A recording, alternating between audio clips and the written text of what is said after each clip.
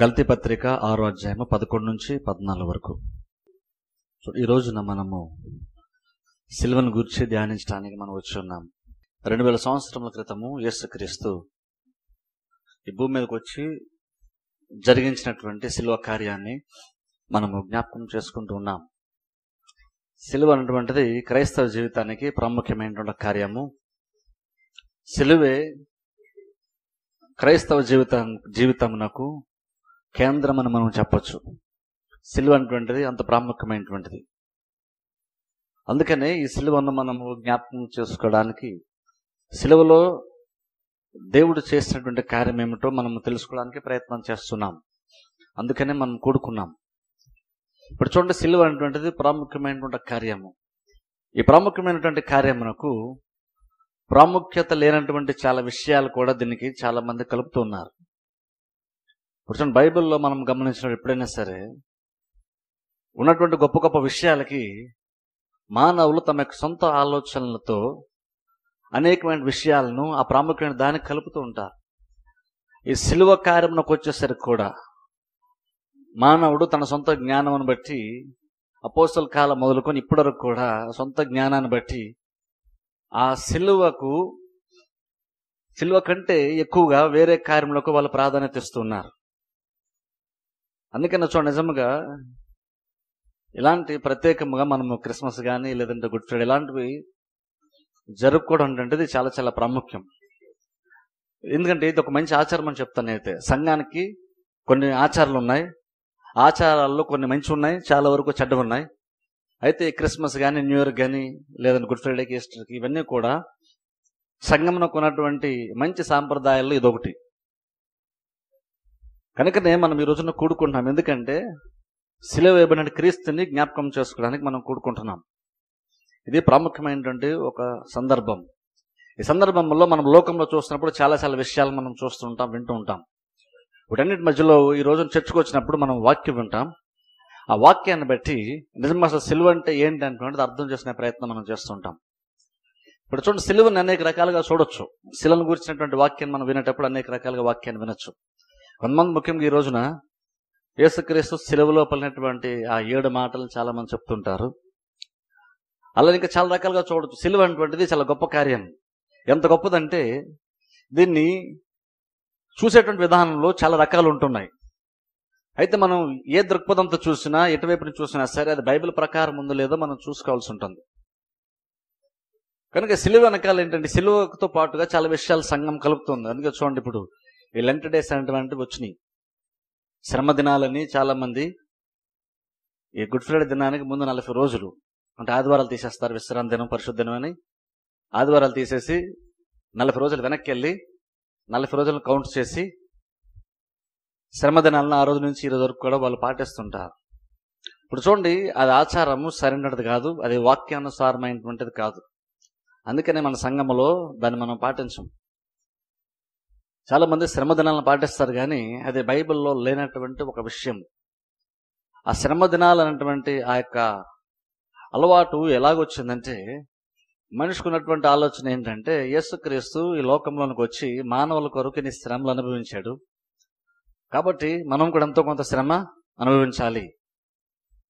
అంటే యేసుక్రీస్తే అన్ని శ్రమలు అనుభవించినప్పుడు మనం కూడా ఎంతో కొంత దాన్ని జ్ఞాపకం చేసుకోవాలి, బాధపడాలి, దుఃఖపడాలి. కాబట్టి అని లెంటేషన్ పార్ట్స్ అని చెప్పేసి శ్రమ దినాలు అనుకొని ఆ 40 రోజులు వాళ్ళు ఏం చేస్తారంటే, పెద్దగా మాంసాలు తినరు. వాళ్ళు ప్రాముఖ్యమైనటువంటి కొన్ని లగ్జరియస్గా ఉండేటువంటి ఫుడ్ ఐటమ్స్ జోలికి వాళ్ళు వెళ్ళరు. ఈ 40 రోజులు కూడా వాళ్ళు ఏం చేస్తారంటే చాలా తక్కువగా ఆహారం తీసుకుంటారు. చాలా మంది ఉపవాసం ఉంటారు. అందులో కూడా మళ్ళీ చాలా మంది కూడా ముందుకేసి కొంతమంది మంచిలు మాత్రమే తాగుతారు. కొంతమంది ఇంకొకటి ముందుకేసి మంచిలు కూడా తాగని అమ్ము కూడా మింగిన వాళ్ళు కూడా ఉన్నారు ఈ రోజుల్లో. అంటే ఏమవుతుందంటే, అందులో ప్రాబ్లం ఏంటంటే, అది యాక్చువల్గా సిలువను ఘనపరిచేదిగా కార్యాలు ఉండవు. మానవుడు చేసేటువంటి కార్యాలు సిలువను కవర్ చేసేస్తుంటాయి. సిలువ యొక్క గొప్పతనాన్ని అది బయలుపరిచేది ఉంటుంది, కానీ మానవ యొక్క సొంత క్రియల్ని అది గొప్పగా చూపించేటువంటి ప్రయత్నం అది. వాళ్ళు ఏమనుకున్నారంటే, యేసుక్రీస్తు శ్రమలు పడ్డాడు కాబట్టి మనం కూడా ఎంతో కొంత పడితే బాగుంటుంది అని అనుకున్నారు. అది మంచిదే. కానీ నువ్వు దేవుని కొరకు శ్రమ పడాలనుకున్నప్పుడు నువ్వు జీవితాంతం కూడా నీకు వచ్చే శ్రమలు అనుభవిస్తుండాలి. కానీ సంవత్సరం ఒక 40 రోజులు కేటాయించుకొని 40 రోజులు మాత్రమే శ్రమలు అనుభవించి తర్వాత ఇష్టానుసారంగా బ్రతకటువంటిది బైబిల్ ప్రకారం జ్ఞానానుసారమైనటువంటిది కాదు. అందుకనే మనము ఆ శ్రమ దినాలనేటువంటి మనం పాటించం. అది గుర్తుపెట్టుకునే విషయం. ఎందుకంటే ప్రతి వాళ్ళు చేస్తున్నప్పుడు కొన్నిసార్లు ఏంటంటే మనం ఆ కార్యాలు చెయ్యం. మనం అలాంటి కార్యాలు చాలా చెయ్యం. చాలా మంది అనుకుంటారంటే ఎందుకు చేయరు అని చాలా మందికి అర్థం కాదు. గమనించండి, అవన్నీ కూడా వాక్యానుసారం అయితే అవన్నీ కూడా పాటించడానికి ఎంతైనా సరే కష్టపడ్డానికి నేనైతే రెడీ. కానీ అది వాక్యానుసారం కాదన్నప్పుడు, అది దేవుణ్ణి గణపరచినప్పుడు ఆ కార్యాన్ని వదలడమే మంచిది. ఎంతమంది చేశారన్నది ప్రాముఖ్యం కాదు, ఎన్ని సంఘాలు చేస్తుంటే ప్రాముఖ్యం కాదు. దాని ఉద్దేశం ఏంటి? అది బైబిల్ ప్రకారముగా ఉందా లేదో చూసుకుంటాం. బైబిల్ ప్రకారం ఉంటే ఆ కార్యాన్ని చేస్తాం. బైబిల్ ప్రకారంగా అది లేకపోతే ఆ కార్యాన్ని మనం చేయాల్సిన అవసరం లేదు. ఇప్పుడు చూడండి, వాటన్నిటిలో మనము నేను ఇది తిన్ను అది తిన్ను నేను శ్రమ దినాలు పాటిస్తని చెప్పేసి అనుకొని ఆ 40 రోజులు ఏదైతే వాళ్ళు ఉపవాసం ఉండి అనేక రకాలైన ప్రయత్నాలు, సొంత ప్రయత్నాలు చేస్తున్నారో అవన్నీ కూడా సిలువను ఘనపరిచేదిగా ఉండవు. ఆ కార్యాలు సిలువ యొక్క ప్రత్యేకతను చూపించేదిగా ఉండదు. సిలువ కంటే వాళ్ళు ఎంత గొప్పలో చూపించుకునే ప్రయత్నం అది. అది యాక్చువల్గా అంటే అది వాళ్ళు ఎవరు అలా చెప్పరు. బహుశా వాళ్ళకి అది అర్థం కాదు. అలాగున్నా వాళ్ళు ఎప్పుడు అలా చూస్తుండ్రు. కానీ నిజంగా ఉద్దేశ ప్రకారంగా మొత్తం ఓవరాల్గా అంతా గమనిస్తే ఆ సిలువ అంతట్లో సిలువ కంటే వాళ్ళు దేవుని కోసం ఎంత చేశారన్నది ఎక్కువ హైలైట్ అవుతుంటుంది. కానీ గమనించండి, సిలువతో మనము ఏ కార్యం పోల్చుకున్నా సరే సిలువను మించినటువంటి కార్యం మానవుడు ఏది చేయలేడు. ఇంకా చెప్పండి, అసలు మనం ఏం చేయలేము కాబట్టి యేసుక్రీస్తు భూలోకానికి వచ్చాడు. అది మనం చేయగలిగేది అయితే మనల్నే చేసుకోమని దేవుడు చెప్పేవాడు. కానీ సిలువ కార్యం ఎందుకు జరిగిందంటే ఆ సిలువ కార్యం అనేటువంటిది, ఆ శ్రమలు అనేటువంటివి ఏదైతే పాపం అంటే ప్రాబ్లం ఈ భూమి మీదకి వచ్చిందో ఆ ప్రాబ్లంని సాల్వ్ చేసుకునేటువంటి శక్తి సామర్థ్యాలు మానవునికి లేదు కాబట్టే పరలోకము నుండి యేసుక్రీస్తు మన వలె శరీరధారిగా ఈ భూమి మీదకి వచ్చాడు. మనం చేసుకోగలిగి ఉంటే మనల్నే చేసుకోమని చెప్పేవాడు దేవుడు. అది మనము చేసుకోలేము కాబట్టే ఆయన మన పక్షమున చేయడానికి ఈ భూమి మీదకి వచ్చాడు. అయితే మనం దాన్ని అర్థం చేసుకుని మనం ఏం చేస్తున్నాం, మనం ఇంకా రివర్స్లో ఆలోచించి యేసుక్రీస్తు మన కొరకు ఎంత చేశారు కదా, మనం ఎంతో కొంత చేద్దాం అంటున్నారు. ఇప్పుడు చూడండి, ఈ ప్రాబ్లం ఈ రోజుల్లో ఉన్నదే కాదు, ఇది అపోస్తల కాలంలో కూడా ఉన్నటువంటి కార్యమే. అందుకని చూడండి, చదివినటువంటి వచనంలో పౌలు 14 వచనం చదువుతాను చూడండి. గలతీ పత్రిక 6:14 పౌలు అంటున్నాడు అక్కడ, అయితే మన ప్రభు అయిన యేసుక్రీస్తు సిలువయందు తప్ప మరి దేని యందును అతిశయించుట నాకు దూరమవును గాక. పౌలు అంటున్నాడు, సిలువ గురించి మాట్లాడుతున్నప్పుడు నేను సిలువను అతిశయిస్తున్నాను అంటున్నాడు. గమనించండి, నిజంగా సిలువను నిజంగా బైబిల్ ప్రకారం అర్థం చేసుకుంటే పౌలు లాంటి రియాక్షన్ మనం కూడా ఇస్తాం. ఈ రోజుల్లో సిలువను చూసిన ఎవరు కూడా సిలువను బట్టి నేను అతిశయిస్తానన్న వ్యూలో ఎవరి జీవితం మనకు కనబడదు. సిలువను చూసి బాధపడే వాళ్ళని చూస్తాం. అందుకనే శ్రమ దినాలు అంటాం, కానీ పాటించేది మాత్రం గుడ్ ఫ్రైడే అంటాం. అంటే ఈ ఫ్రైడే మంచి ఫ్రైడే అంటున్నాం, మనం గుడ్ ఫ్రైడే అంటున్నాం అంటే ఏదో మంచి జరిగిందని అంటున్నాం.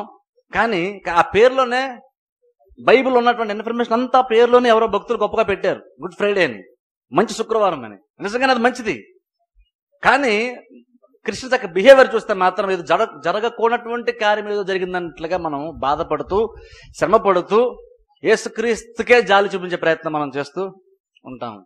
ఇప్పుడు చూడండి, అందుకని నన్ను చూడండి, సిలువను చూస్తున్నప్పుడు పౌలు అంటే తెలుసు, అయ్యో పాపం ఎలా జరిగింది ఏంటి యేసుక్రీస్తుకి అంటలేదు, దేవుని కుమారుడికి ఎలా జరిగింది ఏంటి అంటలేదు, అయ్యో నా పాపాలు బట్టి ఈయన శ్రమలు అనుభవించలేంటి అంటలేదు. ఆయన ఏమంటున్నాడంటే నేను అతిశయపడతాను అంటున్నాడు. దేని అతిశయపడతాను? సిలువను అతిశయపడతాను అంటున్నాడు. ఒకసారి నిజంగా దాని గురించి ఆలోచించండి. సిలువను బట్టి మనం గర్వపడటానికి అసలు నిజంగా ఆలోచిస్తే అతిశయించటం అన్న దానికి సిలువకు అసలు రెండు కొంచెం ఆపోజిట్ లా కనబడతాయి మనకి. ఎందుకంటే సిలువలో తగ్గింపు కనబడుతుంది, సిలువలో దీనత్వం కనబడుతుంది. సిలువలో పెద్దగా మనము గొప్పగా చెప్పుకోవడానికంటూ సిలువలో ఏమీ కనబడదు. చూడ్డానికైతే సిలువలో ఎటువంటి గొప్పతనం కనబడదు. ఎందుకంటే సిలువ అనేటువంటిది సహజంగా చూస్తే సహజమైన మానవుడికి అదొక ఓటమి లాగుంటుంది, అదొక పనిష్మెంట్ లాగుంటుంది, అదొక ఫెయిల్యూర్ లాగుంటుంది. కానీ మరి పౌలు ఏం చూశాడో తెలియదు. కానీ పౌలు అంటున్నాడు, నేను దేని అతిశయపడను, నేను అతిశయపడితే సిలువ మీద మాత్రమే అతిశయపడతాను. అంటే నేను గొప్పగా పోవాలంటే, నేను గొప్ప చెప్పుకోవాలంటే నేను సిలువను బట్టి నేను గొప్పగా చెప్పుకుంటాను. నేను గర్వించాలంటే కనుక నేను సిలువను బట్టి నేను గర్వపడతాను అంటున్నాడు. అంటే ఒకసారి అంటే పౌలు సిలువలో ఏదో ఒక గొప్ప మర్మాన్ని పౌలు తెలుసుకున్నాడు కాబట్టి అంటున్నాడు, సిలువను బట్టి నేను అతిశయపడతాను అంటున్నాడు. ఇప్పుడు చూడండి, అది మనం తెలుసుకోవాలి. అందుకే అన్నటువంటి సిలువను చూసి మనం జాలి పడాల్సిన పని లేదు. ఇంకా చెప్పాలి, సిలువను చూసి బాధపడాల్సిన పని లేదు. ఇప్పుడు చూడండి, నిజంగా సిలువ ఎంత గొప్ప కార్యం అంటే, జనరల్గా చూసినా సరే సిలువ ఎంత గొప్పదంటే చూడండి, యేసుక్రీస్తు జీవితమే కానీ లేదా సిలువ కార్యమే కానీ ఇదంతా కూడా చాలా పెద్ద కాంట్రవర్సీ అని చెప్పొచ్చు. అంటే ఇందులో చాలా వివాదాలు ఉన్నాయి. ఇందులో యేసుక్రీస్తు నిజంగా సిలువలో చనిపోయాడా అన్నదో పెద్ద వివాదం, సిలువ అనేటిదో పెద్ద వివాదం, ఆయన పునరుద్ధానం అంటే పెద్ద వివాదం, ఆయనకు జన్మం అనేటువంటిది పెద్ద వివాదం, యేసుక్రీస్తు పరిచయం 3.5 సంవత్సరాల పరిచయం పెద్ద వివాదం. ఎందుకంటే చాలా మంది ఆయన వాక్యం విన్నప్పుడు చాలా మంది కూడా వ్యతిరేకించారు ఆయన వాక్యాన్ని. ఆయన తన శరీరం గురించి, రక్తం తినడం గురించి, త్రాగడం గురించి మాట్లాడేటప్పుడు చాలా మంది వెనక్కి వెళ్ళిపోయిన బైబిల్ మనం చూస్తాం. అంటే యేసుక్రీస్తు ఎక్కడున్నారో మనం ఒకసారి ఇంట్లో కానీ ఎక్కడన్నా పిక్చర్స్ చూస్తాం. యేసుక్రీస్తు చాలా జాలిగా ఉన్నట్టుగా ఒక చేతితో కర్ర పట్టుకొని గొర్రెపిల్లని ఎత్తుకొని చాలా సాఫ్ట్ గా కూల్ గా కనబడుతున్నట్టుగా ఉంటాం. కానీ చూడండి, యాక్చువల్గా నిజంగా చూసుకుంటే 3.5 సంవత్సరాల పరిచయం చూడండి, యేసుక్రీస్తు అలానే కనబడరు. యేసుక్రీస్తు ఎక్కడున్నా సరే అక్కడ ఏదో ఒక వ్యతిరేకత ఖచ్చితంగా అక్కడ వస్తూనే ఉంటుంది. ఏదో ఎక్స్ట్రీమ్ సిచ్యువేషన్ అక్కడ ఏదో జరుగుతూనే ఉంటుంది.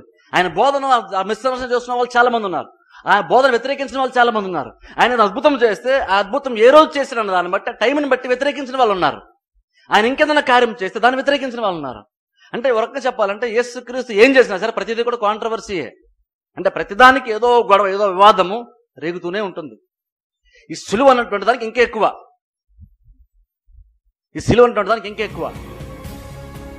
అయినా సరే ఒకసారి ఆలోచించిన జనరల్గా చూసినా సరే ఇప్పుడు చూడండి, లోకము ఈ సిలువ పైన దాడి చేస్తుంది.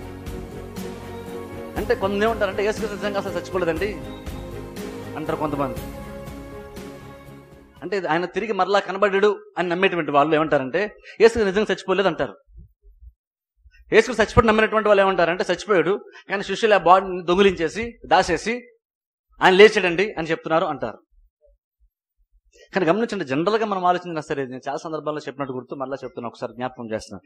జనరల్గా మనం చూసినా సరే సిలువ అటువంటి దానిలో మనం చూస్తే ఆ రోజున యేసుక్రీస్తుని సిలువ వేసినప్పుడు ఆ సిలువ వేసినటువంటి వారు రోమా సైనికులు. చూడండి, సిలువ అంటే ఎందుకంత ప్రత్యేకమైన ఒకసారి ఆలోచించండి. నేను సిలువ చుట్టూ ఇన్ని వాదనలు వినిపిస్తున్నా సరే, సిలువకు వ్యతిరేకంగా చాలా మంది ప్రపంచంతో కూడా సిలువ వ్యతిరేకంగా నిలబడుతున్నా సరే, సిలువ గురించి చాలా మంది, ఈవెన్ మన రాష్ట్రంలో కూడా, మన తెలుగు రాష్ట్రాల్లో కూడా చాలా మంది సిలువను వ్యతిరేకించేటువంటి వాళ్ళు ఉన్నా సరే, లోకం అన్యుల గురించి నేను చెప్తున్నాను, వ్యతిరేకించిన వాళ్ళు ఉన్నా సరే 2000 సంవత్సరాల నుంచి అది జరుగుతూనే వస్తుంది. అయినా సరే ఇంకను ఎవరు కూడా సిలువను మర్చిపోలేకపోతున్నారు. ఎవరు సిలువను కాదనలేనటువంటి ఒక వాస్తవం. దాని వ్యతిరేకంగా ఎంతమంది లేచినా సరే ఇప్పుడు కూడా సిలువ అటువంటిది నిజమైన విషయం అందరికీ అర్థమవుతుంది.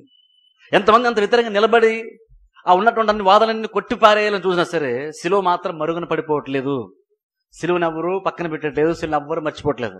ఎంతగా వ్యతిరేకించినా సరే ఇంకనూ సిలువ మనుషుల యొక్క హృదయాల్లో అదలాగా మెదులుతూనే ఉంటుంది. అది ఇంకనూ చాలా మంది దాన్ని జ్ఞాపకం చేసుకుంటూనే ఉంటున్నారు. ఎంతమంది వ్యతిరేకించినా సిలువ ఇంకనూ అలా ప్రత్యేకంగా నిలబడుతూనే ఉంటుంది. ఒక కార్యం ఒకసారి ఆలోచించండి, 2000 సంవత్సరాల క్రితం నుండి ఒక కార్యాన్ని వ్యతిరేకిస్తున్నారు. వ్యతిరేకించేటువంటి వాళ్ళు చాలా మంది ఉన్నారు. అయినా సరే వాళ్ళు వ్యతిరేకిస్తున్నప్పుడు కూడా వాళ్ళు ఆ వ్యతిరేకతలో వాళ్ళు సక్సెస్ఫుల్ కావట్లేదు. వాళ్ళు చాలా మంది వ్యతిరేకిస్తున్నారు సిలువని, కానీ ఎవరో కూడా పూర్తి వ్యతిరేకించేసి వాళ్ళు వ్యతిరేకత ఎక్కువైపోయింది కాబట్టి సిలువను అందరూ మర్చిపోయారు అన్నట్లుగా ఏది కూడా ఇప్పుడు వచ్చలేనే లేదు. ఈవెన్ ఆర్గ్యుమెంట్స్, దాని వ్యతిరేకంగా ఆర్గ్యుమెంట్స్ చేసే వాళ్ళు ఇప్పుడు కూడా ఆర్గ్యుమెంట్స్ చేస్తున్నారు. 2000 సంవత్సరాల నుంచి ఆర్గ్యుమెంట్స్ చేస్తున్నారు. వాళ్ళంతా ఆర్గ్యుమెంట్ చేసినా సరే ఆ సిలువ మాత్రం ఎప్పుడు కూడా శక్తివంతంగానే పనిచేస్తూ ఉంది. అందుకని 2000 సంవత్సరాల నుంచి దానికి వ్యతిరేకంగా మాట్లాడే వాళ్ళు ఇంకొనూ మాట్లాడుతున్నారు. ఇంకా ఎంతమంది ఎన్నిసార్లు మాట్లాడినా సరే ఇంకా సిలువ గురించి మాట్లాడుతూనే ఉంటారు. ఎందుకంటే ఎప్పుడు కూడా పక్కన పడిపోయేది, మరుగున పడిపోయేది కాదు. సిలువ అంత గొప్ప కార్యం. ఇప్పుడు చూడండి, ఆ రోజున యేసుక్రీస్తుని సిలువ వేసింది రోమా సైనికులు. రోమా సైనికులు అంటే వాళ్ళు చాలా స్ట్రిక్ట్ గా ఉంటారు. వాళ్ళ డిసిప్లిన్కి వాళ్ళు చాలా ప్రాధాన్యత ఇస్తారు. వాళ్ళ సైనికులు డ్యూటీ అంటే డ్యూటీనే, కొంచెం కూడా డ్యూటీలో నిర్లక్ష్యాన్ని వాళ్ళు చూపించరు. అంత పర్ఫెక్ట్ గా వాళ్ళు ఉంటారు. ఒకసారి చూడండి, పౌలు శీలలో జైల్లో ఉండి ఆ రోజు నా గేట్లు అయి బద్దలైపోయినప్పుడు పౌలు శీలలో వెళ్ళిపోయారేమో అనుకొని అక్కడ అధికారి కత్తితో పొడుచుకొని చచ్చిపోదాం అనుకున్నాడు. ఎందుకంటే ఆ ప్రభుత్వం ఎంత స్ట్రిక్ట్ గా ఉంటుందంటే జైల్లో పెట్టినటువంటి వాళ్ళు కనుక ఎస్కేప్ అయిపోయిన విషయం, పారిపోయిన విషయం తెలిస్తే ఆ డ్యూటీలు ఎవరైతే ఉన్నారో వాళ్ళు ఖచ్చితంగా మరణశిక్ష వాళ్ళకి విధించబడుతుంది. మరి పౌలు శీలలో జైల్లో తప్పిస్తున్నారు అనుకొని ఆ సైన్యాధికారి చచ్చిపోదాం అనుకున్నాడు. అలాంటప్పుడు యేసుక్రీస్తు విషయానికి వచ్చేసరికి అంత పెద్ద ఇష్యూ అయిపోయింది ఆ రోజు ప్రభుత్వం.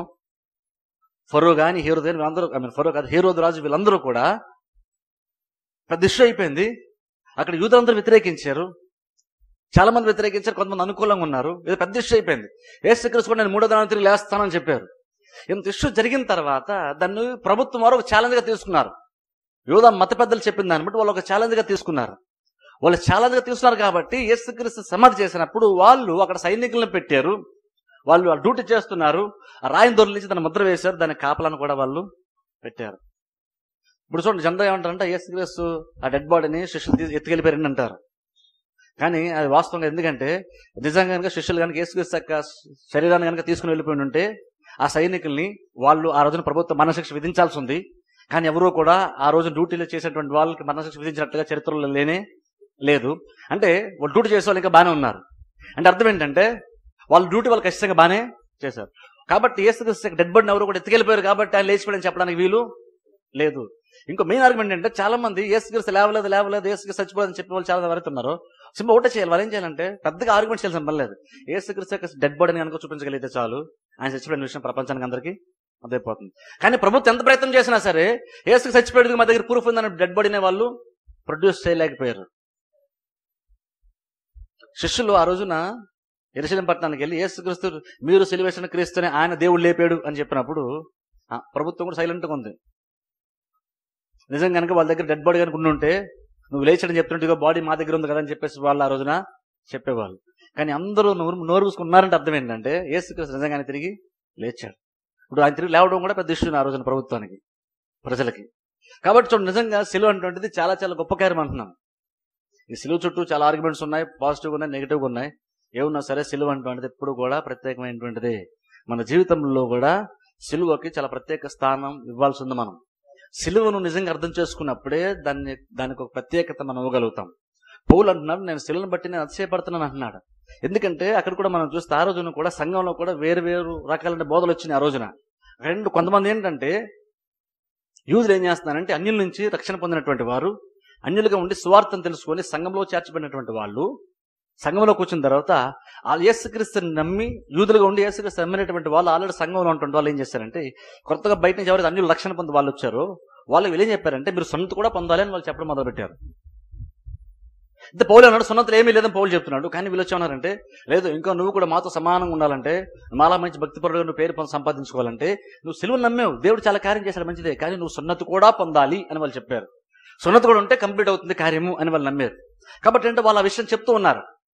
కాబట్టి ఇక్కడ పౌలు దాని గురించి మాట్లాడదాం ఏంటంటే వాళ్ళందరూ కూడా సున్నతిని బట్టి వాళ్ళు చేసేటువంటి కార్యాలను బట్టి వాళ్ళు అతిశయపడుతున్నారు. మానవుడు ఏం చేస్తాడంటే దేవుడి కోసం తానేం చేస్తున్న దాన్ని బట్టి గొప్పగా చెప్పుకుంటున్నాడు. అంటే సిలువ దగ్గర మనం వచ్చినప్పుడు కూడా, సిలువ ముందుకు వచ్చినప్పుడు కూడా దేవుడు తన యొక్క ప్రేమను కనపరిచినటువంటి ఆ గొప్ప విధానం ఏదైతే ఉందో సిలువ, ఆ సిలువ ముందుకు వచ్చాక కూడా మానవుడు తనకు గొప్పతనం గురించి మాట్లాడడం మొదలుపెట్టాడు. యూదులు ఏం చేస్తుంటే ఆ రోజున వాళ్ళ యొక్క భక్తి జీవితాన్ని గురించి, వాళ్ళ యొక్క సాంప్రదాయాల గురించి, వాళ్ళు సున్నతి పొంది ఎంత పర్ఫెక్ట్ గా వాళ్ళు జీవిస్తున్నారు దాని గురించి మాట్లాడుతూ వాళ్ళు చేసేటువంటి కార్యములను బట్టి వాళ్ళు అతిశయపడుతుంటే పౌలు అన్నాడు నేనైతే అది సున్నతి లేదు, అందులో ఏమీ లేదు. ఓ చోట అయితే అదే మాట అంటాడు, సున్నతి పొందటంలో కానీ సున్నతి పొందకపోవడంలో అసలు ఏమీ లేదంటాడు. కాబట్టి ఏంటంటే మనం దానిలో అతిశయపడ్డం కాదు, మనం ఏం చేసామన్న దానిలో అతిశయపడ్డం కాదు, దేవుడు మనకేం చేసామన్న దానిలో మనం అతిశయపడాలంటున్నాడు. అందుకే చూడండి, ఎప్పుడైనా సరే జాగ్రత్త, మనం దేవునికి ఏం చేసామన్నది చెప్పకండి, దేవుడు మనకేం చేశాడో మనం ఫస్ట్ ఆఫ్ ఆల్ చెప్పుకోవాలి. దేవుడు మనకి ఏం చేశాడో తెలుసుకుంటే ఇప్పుడు మనం చేసే ప్రతిదీ కూడా జస్ట్ మనం ఇచ్చేటువంటి రెస్పాన్స్ మాత్రమే. నేను ఏదైనా మంచి కార్యం చేశాను అనుకోండి, అర్థం ఏంటంటే నేనేదో చేశాను కాబట్టి అని కాదు, దేవుడు నాకు చాలా చేశాడు కాబట్టి నేను జస్ట్ పాజిటివ్గా రెస్పాండ్ అయ్యి నేను కొన్ని కార్యాలని చేస్తాను. దేవుడు ఇనిషియేట్ చేశాడు, నేను జస్ట్ రెస్పాండ్ అయినంతే. ఇక్కడ పౌలు కూడా అదే చెప్తున్నాడు. అందుకే అన్నాడు నేను కనుక గొప్పగా చెప్పుకుంటే దేని గురించి అయినా సరే నేను చెలువు గురించి మాత్రమే చెప్పుకుంటాను.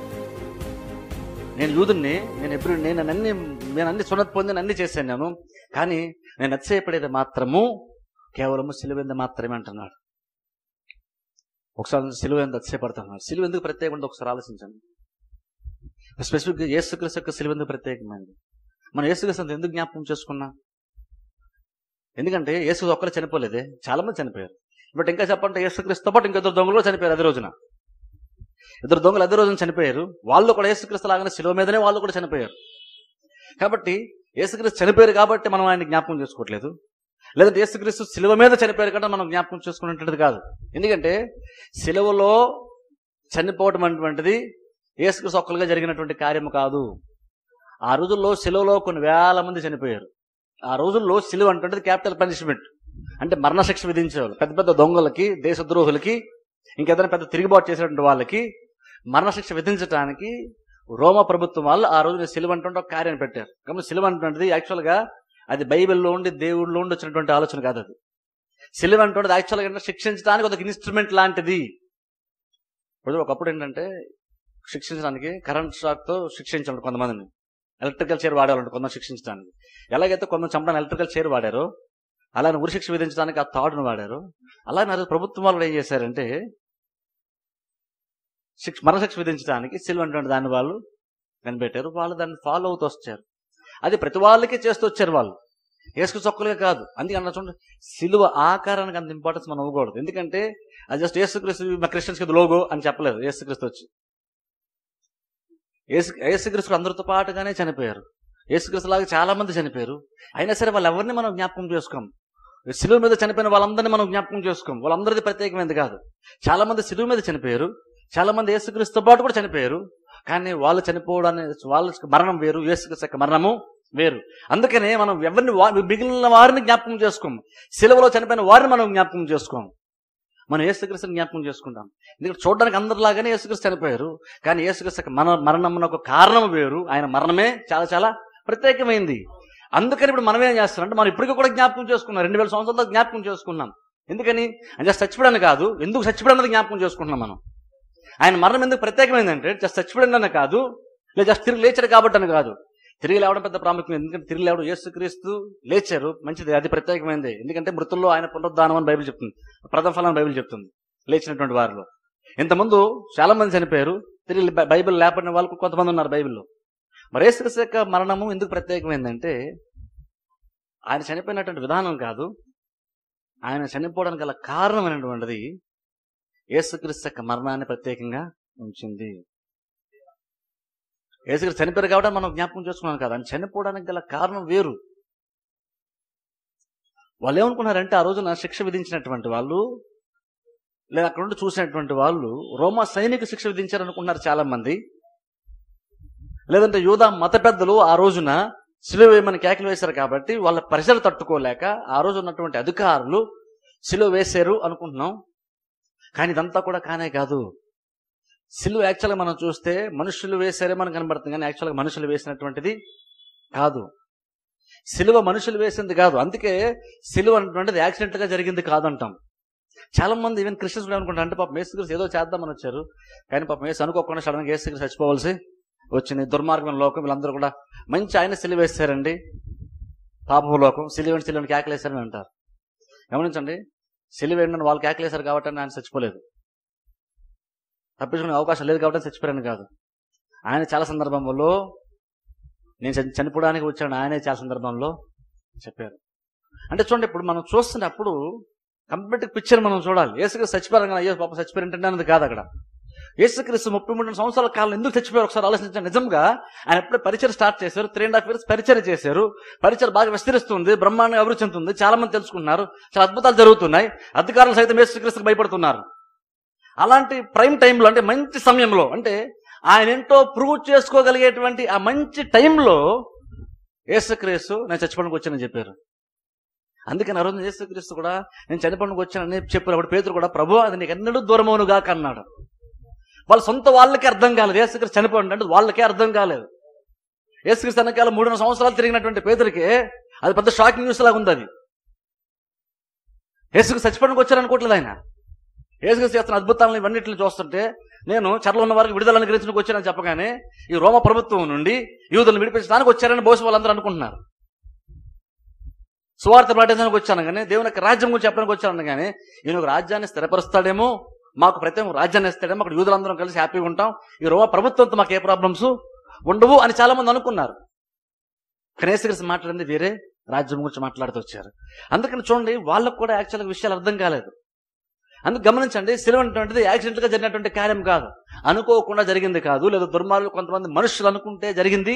రక్షకుడి 53 అధ్యాయం మనం చూస్తే ఆయనను ముత్తుటకు యెహోవాకు ఇష్టమాయన బైబిల్ మనం చూస్తాం.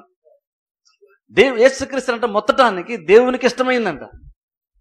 బైబిల్ చెప్తుంది తెలుసా, ఒక రకంగా చూస్తే మనుషులు యేసుక్రీస్తుని శిక్షించారు, మనుషులు హింసించారు. కానీ బైబిల్లోని దేవుని దృక్పథంతో పరలోకం నుండి మీరు చూడండి, బైబిల్లో దేవుడు ఏం చెప్తున్నాడంటే, అసలు మనుషులు శిక్షించారు కాబట్టి ఆయన శిక్షింపబడలేదు. నేను యేసుక్రీస్తుని మొత్తాను కాబట్టి, నా కుమారుని మొత్తాను కాబట్టి, నేను శిక్షించాను కాబట్టి, నా పాప ఆయన పెట్టాను కాబట్టి ఆయనకు అవన్నీ కూడా జరిగినాయి అని దేవుడు చెప్తున్నాడు. అంటే చూసే వాళ్ళకి ఏంటంటే మనుషులు చేశారనిపిస్తుంది. మనం ఏం చేయాలి తెలుసు? అందుకని మనం వాక్యాన్ని వింటున్నాం. మనం ఏం చేయాలంటే మనుషులందరం దాటి, పరిసరాన్ని దాటి మనము లోతుల్లోనికి మనం వెళ్లాల్సి ఉంటుంది. సువార్తలు ఏం చేస్తున్నాయంటే, ఏ సువార్తలు అంటే యేసుక్రీస్తు యొక్క శిలువ కార్యాన్ని మాత్రమే చూపిస్తున్నాయి, జస్ట్ అలా ప్రజెంట్ చేస్తున్నాయి, ఆ స్టోరీని అలా వివరిస్తున్నాయి అంతే సువార్తలు. పత్రికలు ఏం చేస్తున్నాయంటే ఆ శిలువలో జరిగినటువంటి గొప్ప కార్యాల్ని, అంటే ఆ రోజు శిలువ ముందు ఉన్నటువంటి వారికి, ఆ శిలువను చూస్తున్నటువంటి వారికి కూడా, అక్కడుండి ఈ కళ్ళారా చూస్తున్న వాళ్ళకి కూడా అర్థం కానటువంటి విషయాల్ని పత్రికల్లో దేవుడు రాసి ఉంచాడు. సువార్తలు ఏం చేస్తున్నాయంటే ఆయనకి ఏం జరిగిందో రాసిన సువార్తలు. అంటే ఆయనకి ఎన్ని మేకలు కొట్టారు, ఎన్ని కొరట దెబ్బలు కొట్టారు, ఏమి జరిగింది, ఎవరెవరు ఏమేమన్నారు, యేసుక్రీస్తు ఏమన్నారు, ఇవే. కానీ పత్రికలు ఏం చేస్తున్నాయంటే ఆయనకి ఏం జరిగిందన్నది రాయట్లేదు, శిలువలో ఏం జరిగిందో రాస్తున్నాడు పౌలు.